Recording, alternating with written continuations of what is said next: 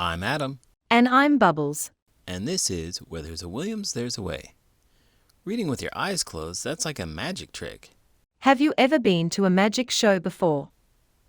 Yes, in fact, I even got pulled up to the stage and got to participate. Wow. What happened? The magician had 3 different people come up to the stage. Then we each stood behind a podium with envelopes on them, and he asked us questions and then opened the envelope. What happened? Our answers were actually written inside the envelope. How did he do it? I have no idea. I have pretty good eyesight, so I probably would have seen how he made it work. Well, I wish I had you with me, but we may never know. Today's book will show kids all the wonderful ways and wonderful things you can read. Let's get started.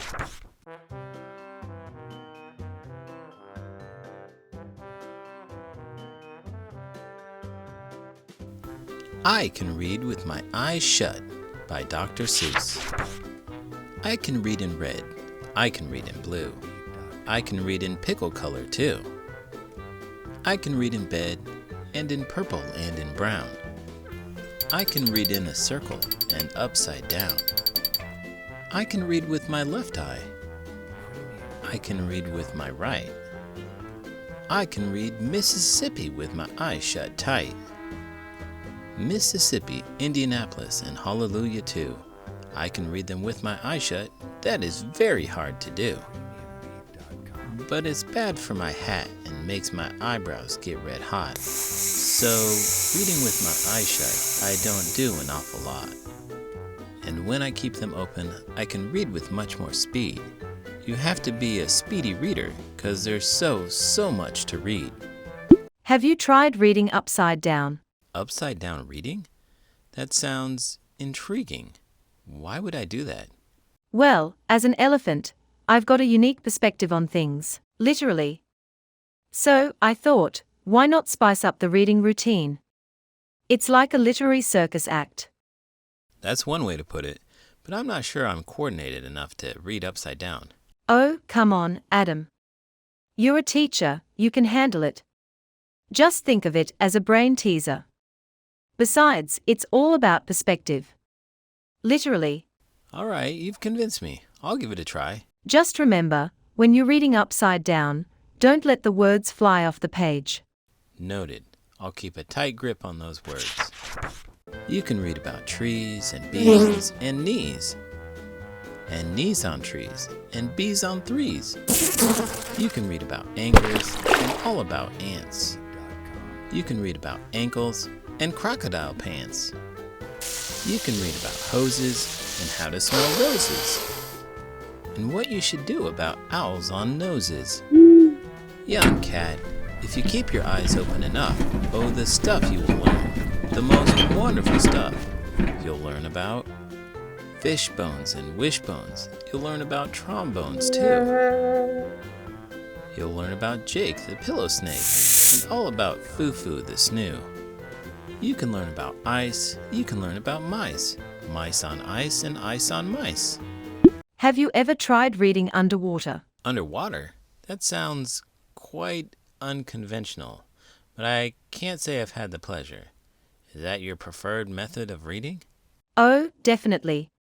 You see, as an elephant, I have this trunk that makes it tricky to read on dry land without accidentally flinging pages everywhere.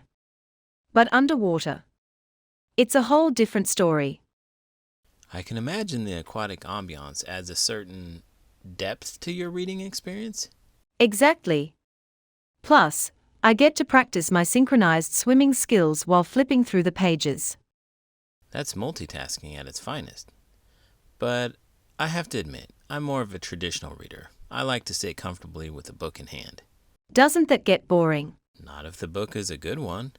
Also, then I don't have to worry about the book getting waterlogged and destroyed. You can learn about the price of ice. Nice ice for sale, 10 cents a pail. You can learn about sad and glad and mad. There are so many things you can learn about, but you'll miss the best thing if you keep your eyes shut. The more that you read, the more things you will know. The more that you learn, the more places you'll go. You might learn a way to earn a few dollars, or how to make donuts or kangaroo collars. You can learn to read music and play a hutzut if you keep your eyes open, but not with them shut. If you read with your eyes shut, you're likely to find that the place where you're going is far, far behind. So, that's why I tell you to keep your eyes wide. Keep them wide open, at least on one side. I must say, if I shut my eyes, I'll only see the inside of my eyelids.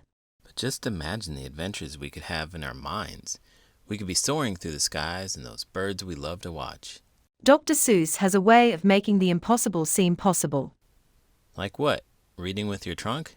Oh, imagine the sight. An elephant flipping through pages with its trunk while watching birds with its eyes shut.